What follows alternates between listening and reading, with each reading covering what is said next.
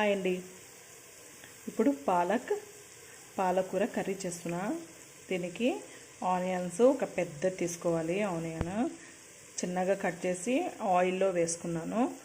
ఇది కొద్దిగా బాగా ఎర్రగా కావాలండి ఈ ఆనియన్స్. తర్వాత ఒక త్రీ అంతే. ఇవి వచ్చేసి లవంగాలు వేస్తున్నా. చాలు. తర్వాత ఇందులో అల్లం వెల్లుల్లి పేస్ట్ అంతే అండి, ఇంకెక్కువ ఏమి వేయద్దు. తర్వాత కారం వేసుకుందాం అంతే.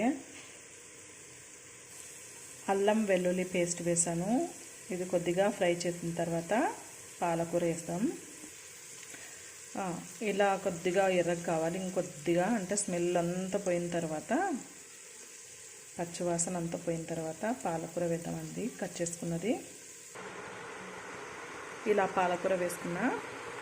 కొద్దిగా కలిపిన తర్వాత మూత పెట్టుకోవాలి. సాల్ట్ చివరిగా వేసుకున్నాం, ఎందుకంటే ఇందులో కొద్దిగా సాల్ట్ ఉంటుంది. తర్వాత లాస్ట్ వేసుకున్నామండి. ఇలా బాగా ఉడకాలి, ఇంకా ఉడకాలండి, బాగా దగ్గరికి కావాలి. ఇలా దగ్గర అయ్యే వరకు ఉడికించుకోవాలి. ఇలా ఆయిల్ పైకి తేలాలి, అంతవరకు ఉడికించుకోండి. తర్వాత కారము కొద్దిగా ఎక్కువనే వేసుకుంటేనే బాగుంటుంది. ఇది కొద్దిగా సాల్ట్ వేసుకున్నాం, ఎందుకంటే ఆల్రెడీ ఉంటుంది ఇందులో ఈ కూరలో. కొద్దిగా లైట్గా వేసుకోండి.